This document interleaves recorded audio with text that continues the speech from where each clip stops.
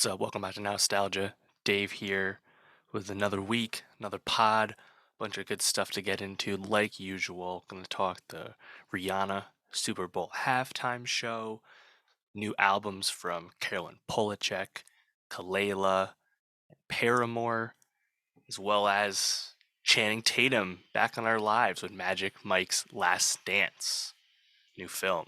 So a bunch of good stuff to get into. Check the time codes below and make sure you subscribe. Linktree.com/nostalgiapod, youtube.com/nostalgiapod. Wherever the pod is, go find it, go get it. Just make sure you get it. What's up? Welcome back to Nostalgia. Dave here with a reaction to Rihanna's Super Bowl halftime performance, Super Bowl halftime show, Super Bowl 57, Apple Music halftime now. Pepsi halftime is no more. But finally, Rihanna did the halftime show after declining it in 2019, after being at the top of many people's lists as someone who has not yet done the halftime show, but of course would be a great choice. We finally got the Rihanna Super Bowl halftime show, and I thought it was quite impressive for a number of reasons. And once again, not that I think anyone needs this, but adds to the hype and anticipation for new Rihanna music. Of course, it has been over 7 years since the last Rihanna album, Anti, came out in early 2016. It's been so long. And Rihanna, of course, has been less involved with her music career than she had been prior. Of course, Fenty is a massive success and a big part of Rihanna's life and career now. But to have her, kind of return to music in the way she did at the biggest, if not the biggest stage when it comes to music was, I think, really cool. And there's really three reasons why this was a success. One, undeniable track list of songs. Rihanna has myriad hits, and she went through a medley of, I believe, 12 with the halftime show. So, like, the music is just so good, of course.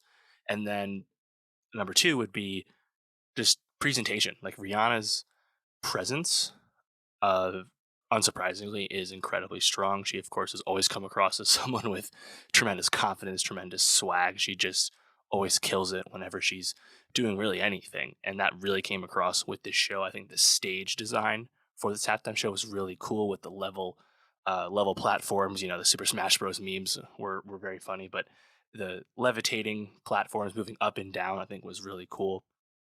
And then third would be the special guest, as it were. A lot of people were theorizing, who would it be? Would it be Jay-Z? Would it be ASAP Rocky, her lover?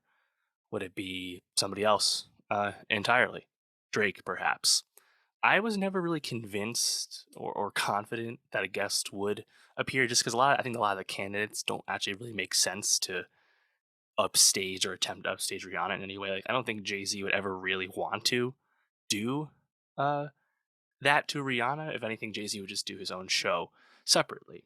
And Rocky, I feel like Rihanna and Rocky wouldn't actually want to, like, mix their music careers with their personal lives in that way.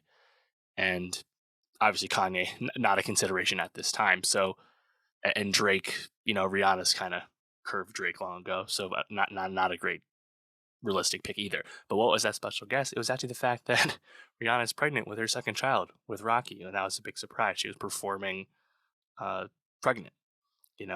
Shades to Beyonce doing the belly rub at was it the VMAs or the whatever that was, like 10 years ago, over 10 years ago.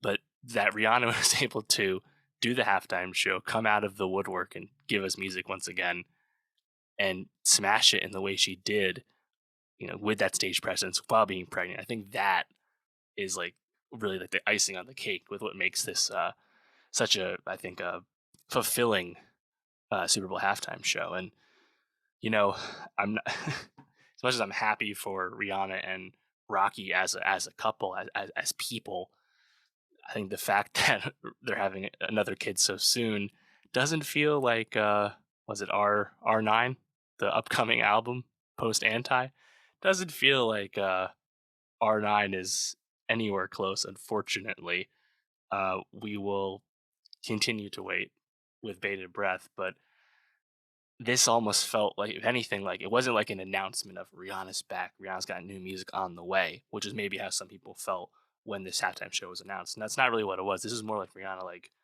briefly returning to music, showing you that she's still got it, And by the way, all those songs that you know and love, still great. But she's probably going to step away once again. So I think we have to just kind of get used to that feeling, Been a long time, and ASAP Rocky, his last album was 2018, although he says his next record is done. So we'll see if it actually comes out. He's been saying that for a little bit now.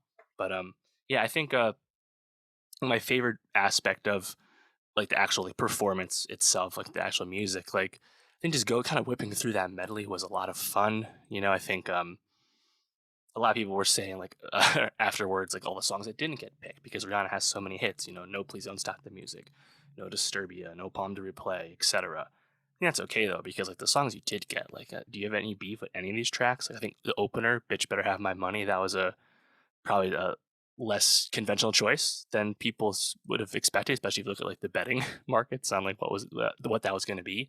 Nice choice though, I like that. And then really quickly, getting into "Only Girl in the World," "We Found Love," "Rude Boy," "Pour It Up."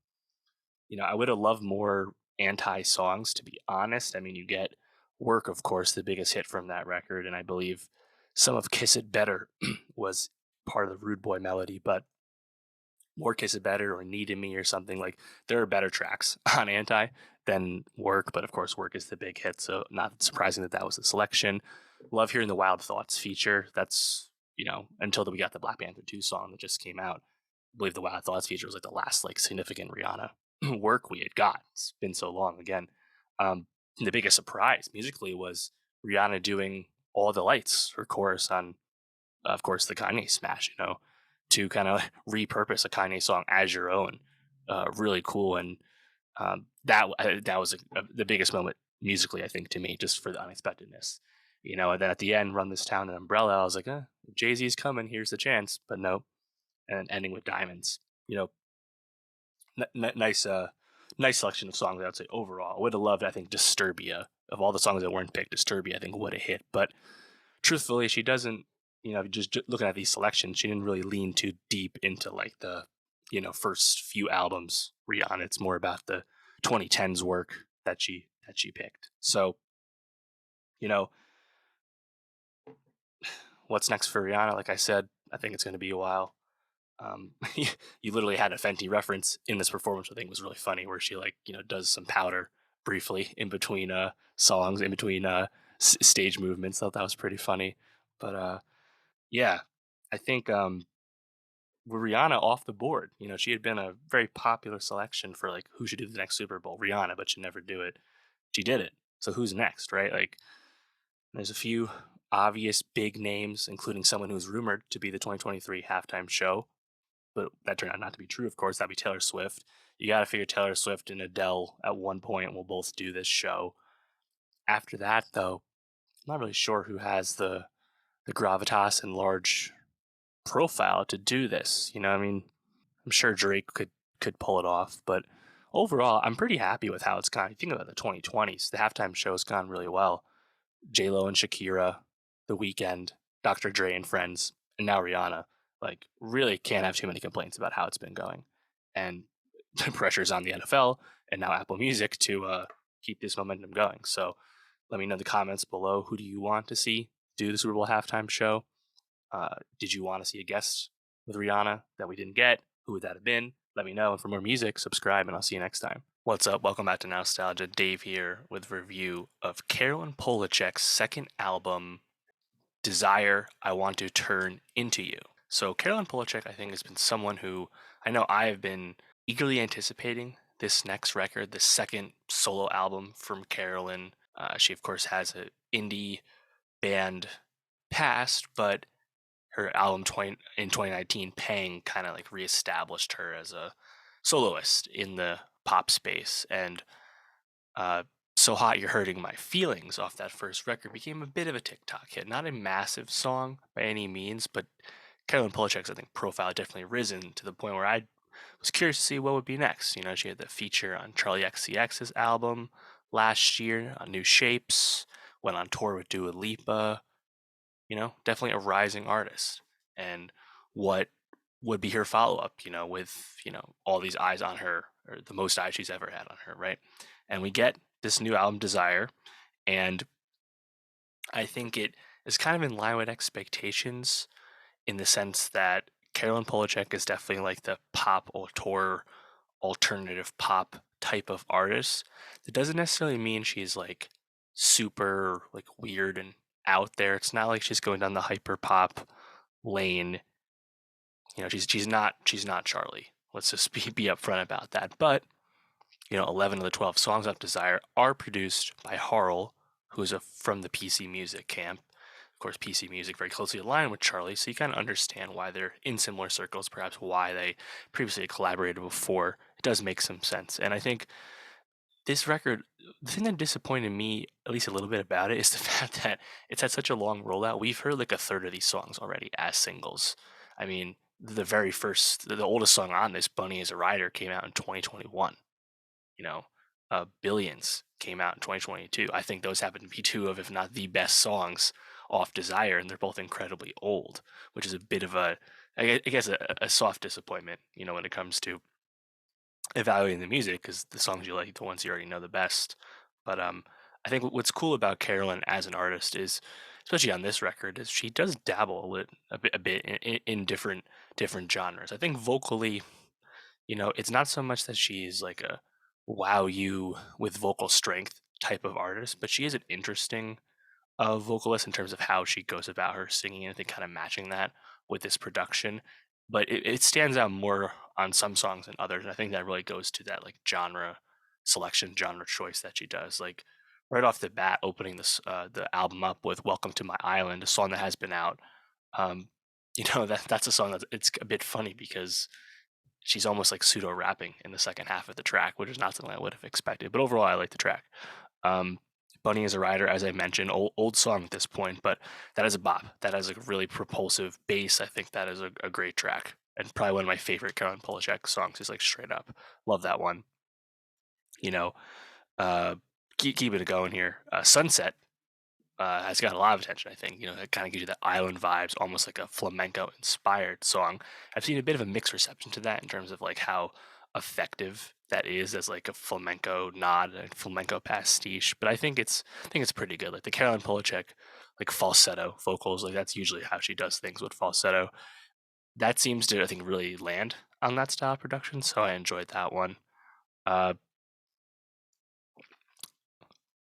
I think a song like Hope Drunk Everything, that's one that I thought was a bit like too sleepy. Like it has like choir vibes towards the end, but that's kind of the thing with Carolyn's vocals. At times, I can just really lose myself in the kind of the sleepiness, the dreaminess of some of the music. And it's clearly what she's going for, but it doesn't always engage me.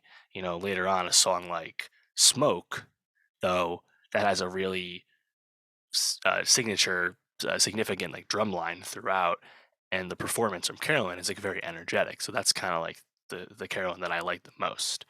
The last track, which has been out, Billions, I think is really awesome as well. The synths there, just super choice.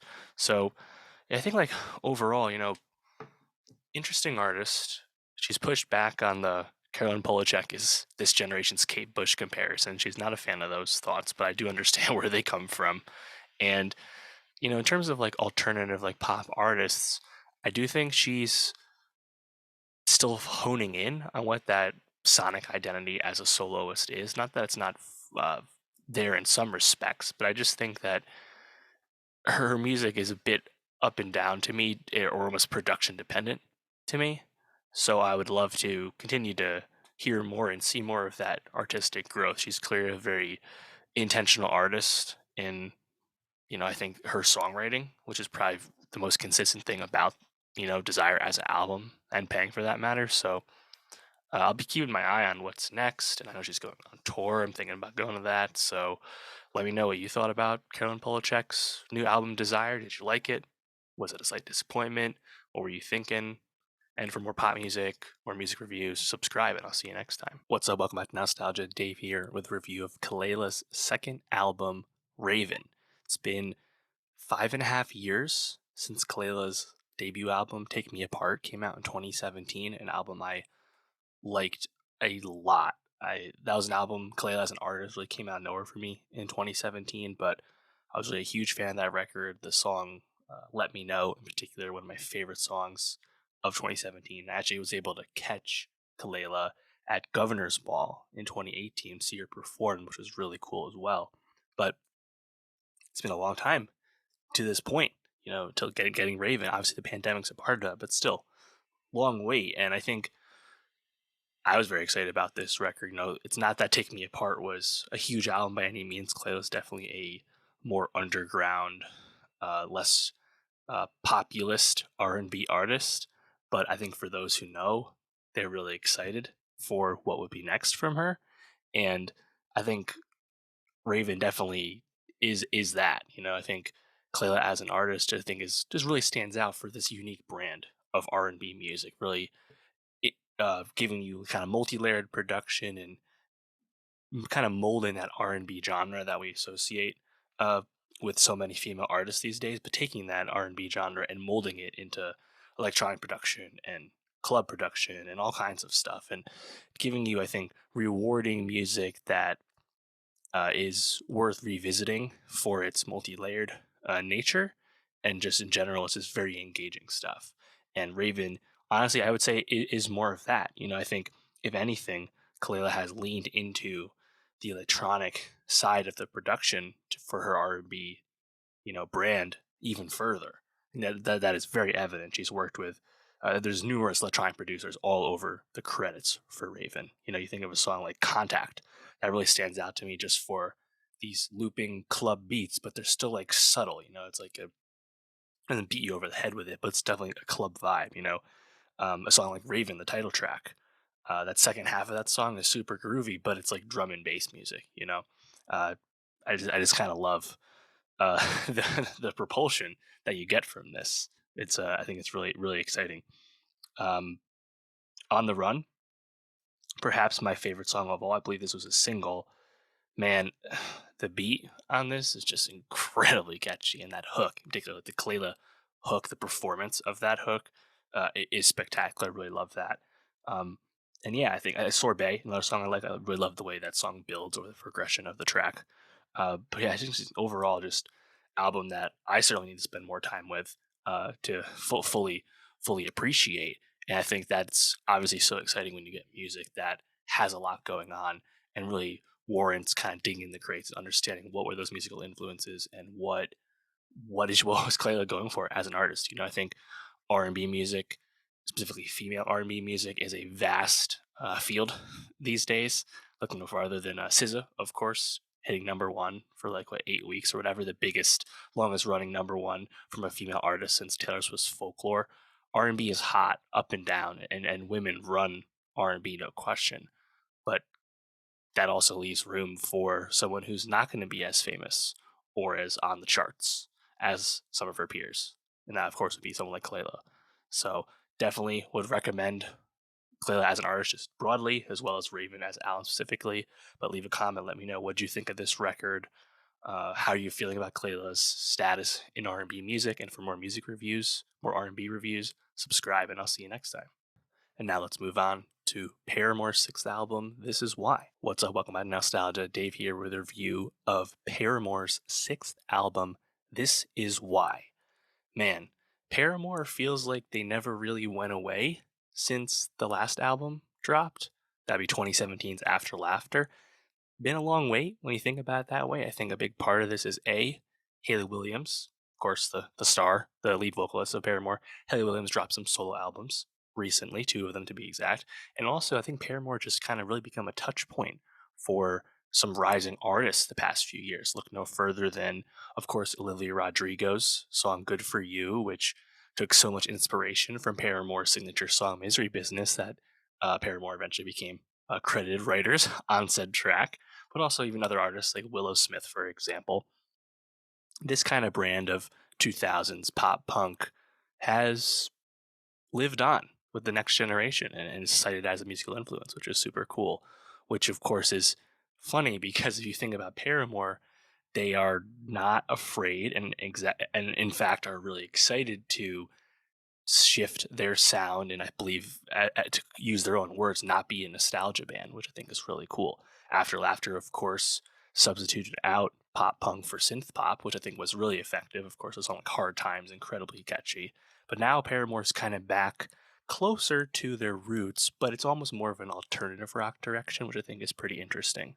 And I think just in general, like Haley Williams as well as the other two members, Zach Farrow and Taylor York, they seem to I think have a really intentional and specific vision for what they want to do as a band when they are together. And of course, they've spent time apart over the last 10 years for sure, and in the time since After Laughter. So the fact that they came back together with I think a specific vision in mind for a type of record to make was pretty cool. I think what's so great about This Is Why is just, man, it is such a tight, succinct record. 10 songs, 36 minutes, does not overstay its welcome at all. And I really love that about it. I think just in general, like the guitar and the drums, incredibly up tempo almost the whole time, which I personally really enjoyed. A song like track two, The News, really stands out for that kind of sound.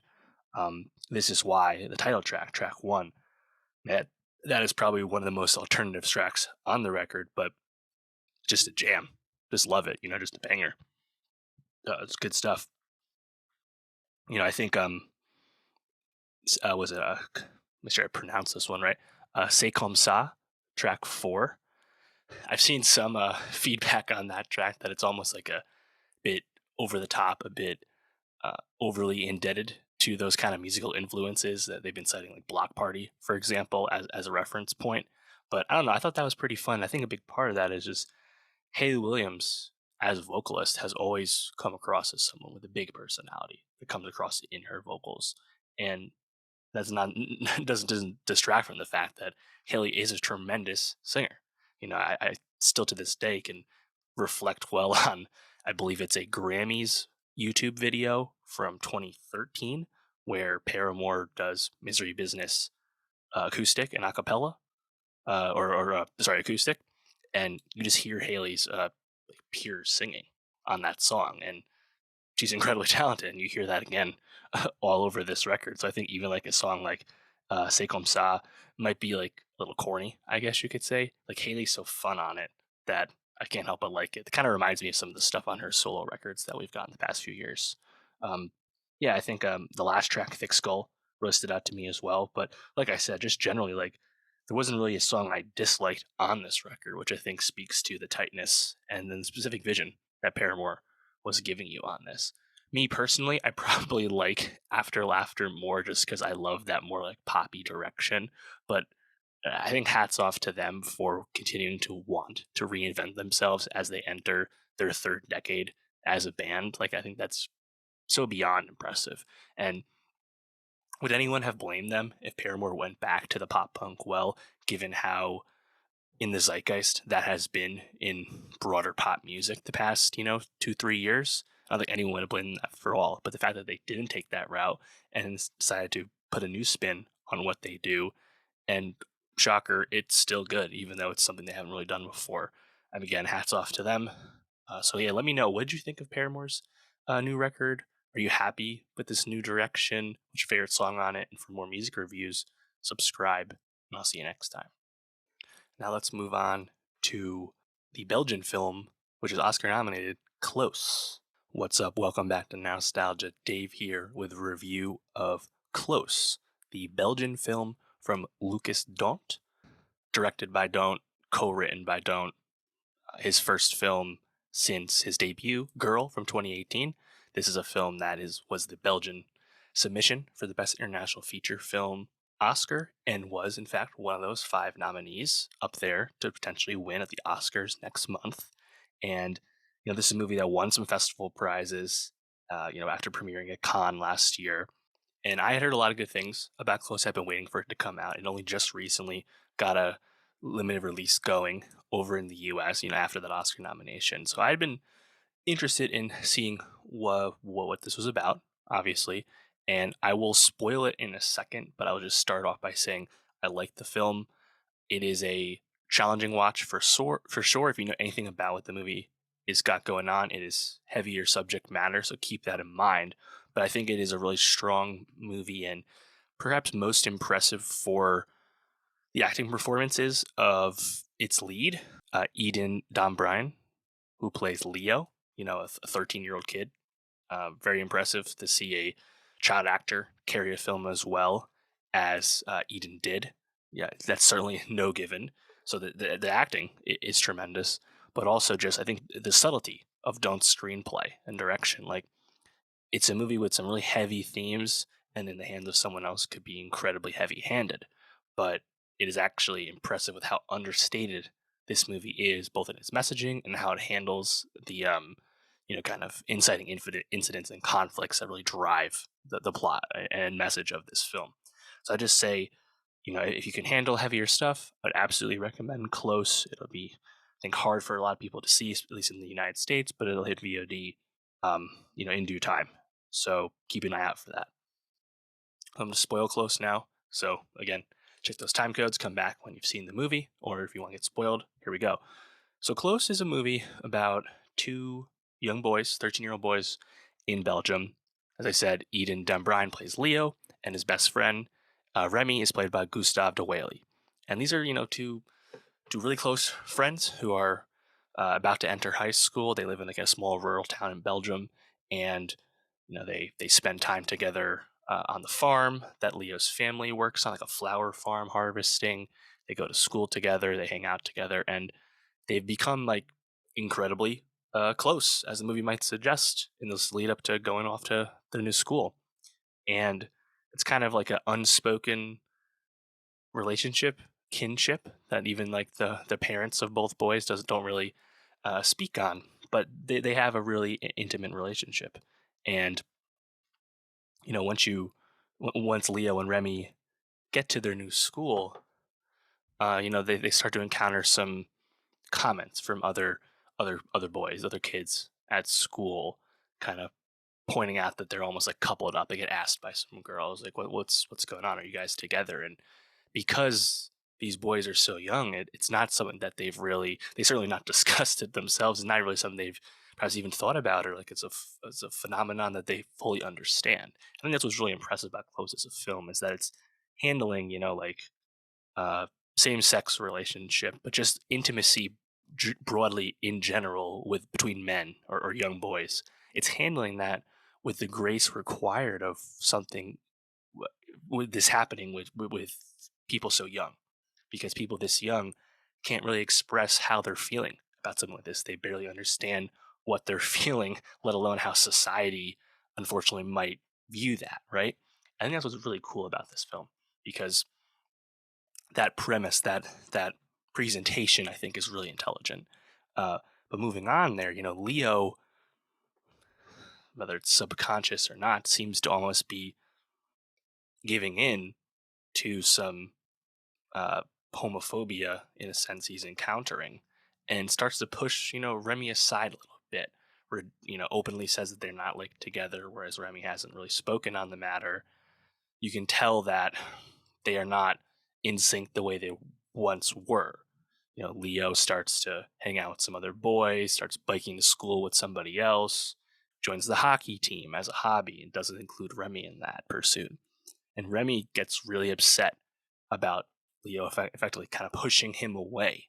Not like they had a fight or anything, although they do come to blows, as young boys kind of do wrestling wise.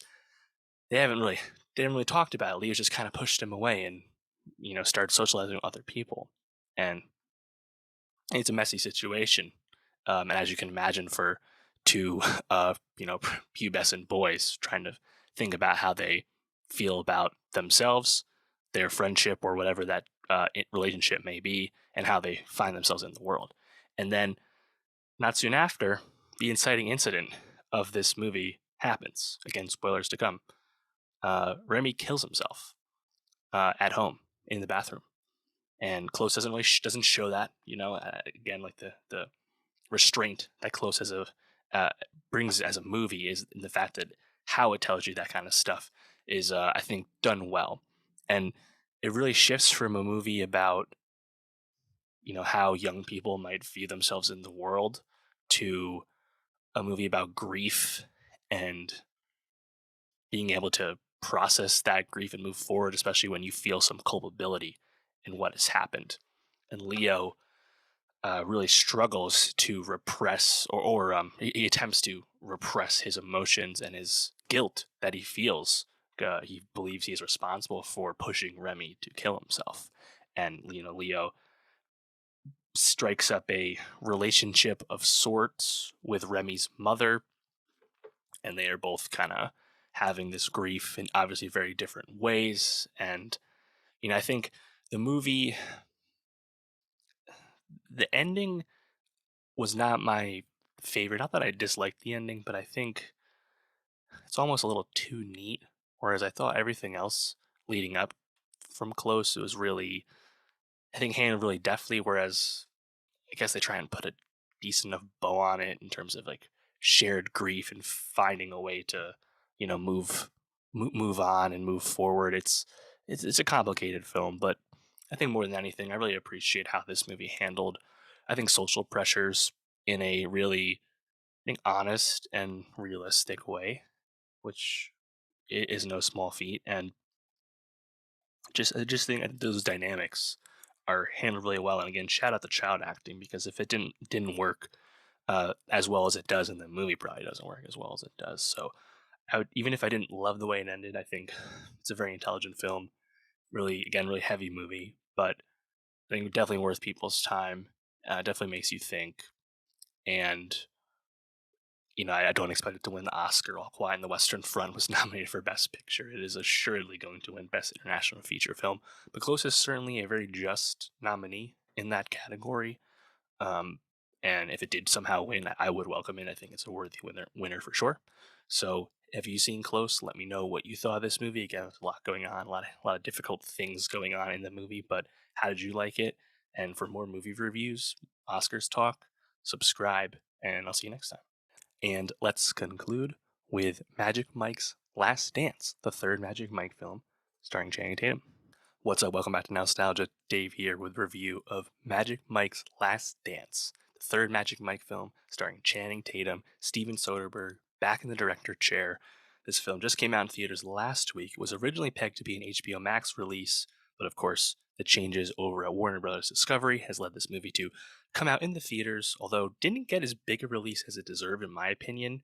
Only got like a 1,500 theater count release. This movie should have opened wide, especially over Valentine's Day weekend. I feel like that's a big no-brainer. All the scuttlebutt about Hollywood insiders, people don't understand why this release was slow played. Seems like a missed opportunity for WB, but nonetheless, we're back with another Magic Mike movie, another Soderbergh movie. His like, gosh, what does it make? Like his seventh movie since 2017. Steven Soderbergh's working.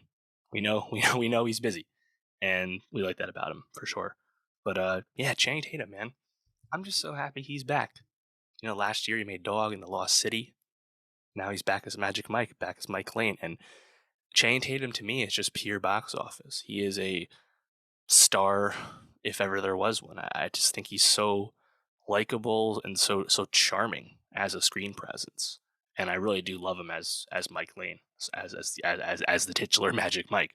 So Magic Mike XXL, which came out a while ago, back in 2015, was kind of billed as like the finale, but obviously this title suggests that it is the finale.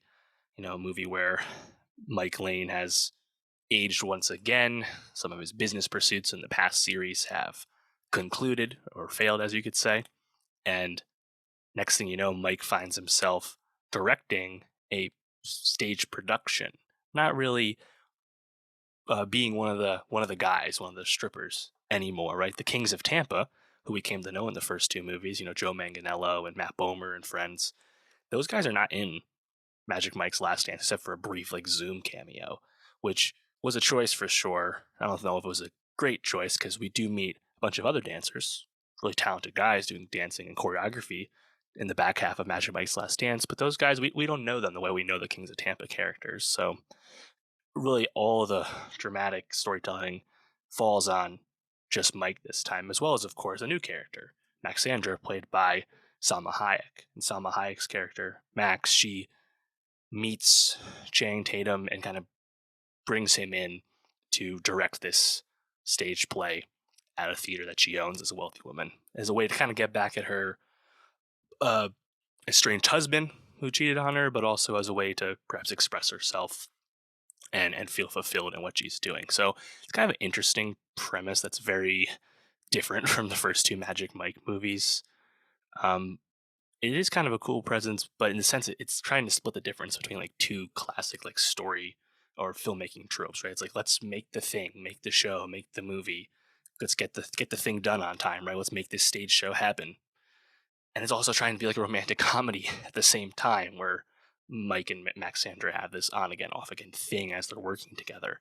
So it's a bit of a new framing for a Magic Mike movie, and I think it's a movie that I would say it's the worst of the three Magic Mike movies. It's not bad by any means, but it's just doesn't really feel nearly as tight as the first two films, and also doesn't really have as much humor as the first two films either. I think Channing Tatum, part of why he's been so successful in these movies, in just general, is that he's very game.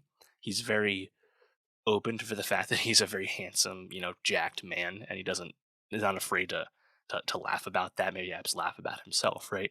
And taking Mike Lane out of that framing for most of this movie is a choice that I think works a little bit, but I think I just wasn't as invested in like let's get this stage show story like done. And I think a big part of this again, like we don't know these other dancer characters that they've hired to make this play come to life. Obviously, this takes huge inspiration from the Magic Mike stage play, theater play that or that actually exists in real life. That's the inspiration this time around, and that's like almost like too meta. Whereas like the first Magic Mike movie was inspired by Channing Tatum's real early life when he was a dancer, so it's a bit different.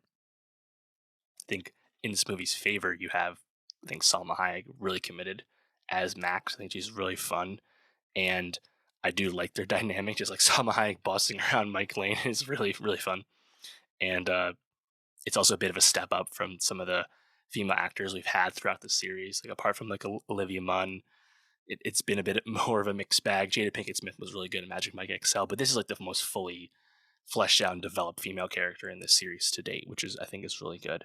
But I think if there's anything to recommend about Magic Mike's Last Dance, it's two clear set pieces. The first one in the very beginning of the movie, right after Max and Mike meet, Mike gives a really uh, elongated private dance to Max after Max basically kind of propositions him about such a thing, and that is a incredibly sexy thing. I think Channing Tatum is a really strong guy, so like the physical dexterity and just in general, like it's very impressive. Some of those um, positions they find themselves in, and the other side is Columbia. At the very end of that stage play, at the very end of the film, you have you have Mike and this other dancer character, female character, doing this incredibly elaborate uh, choreographed dance on the stage in front of everyone, in water. It's like simulated raining, and I think these two scenes, but especially that last scene in particular, it's about as close as like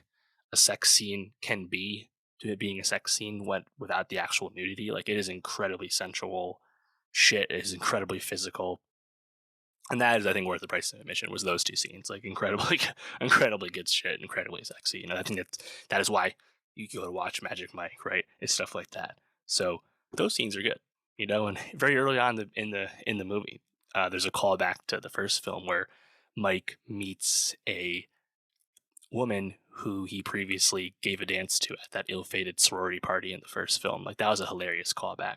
But overall, like I think it's a film that's a bit of two masters, where it's trying to be that let's get the thing done film and let's also be a rom-com film at the same time. And both of those frameworks don't really get as much time as they need to succeed. So it's a bit of a mixed bag overall. But Salma Hayek's really committed. I love Channing Tatum.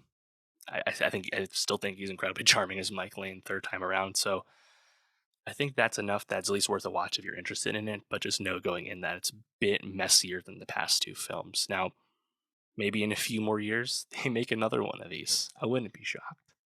It's almost a fun well for Tatum and Soderbergh to return to. Kind of why not, And Soderbergh, yeah, he's made a ton of movies since 2017 after his retirement.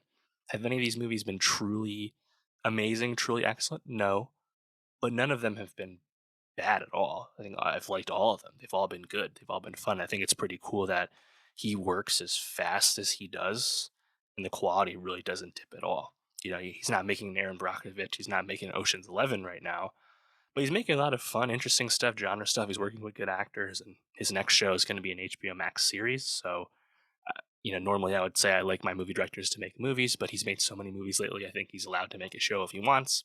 So, shout out to Steven Soderbergh, of course, one of the greats. But yeah, did you see Magic Mike's Last Dance? What did you think of it? Are you happy, like me, that Channing Tatum's back in our lives? What did you think? And for more movie reviews, subscribe, and I'll see you next time.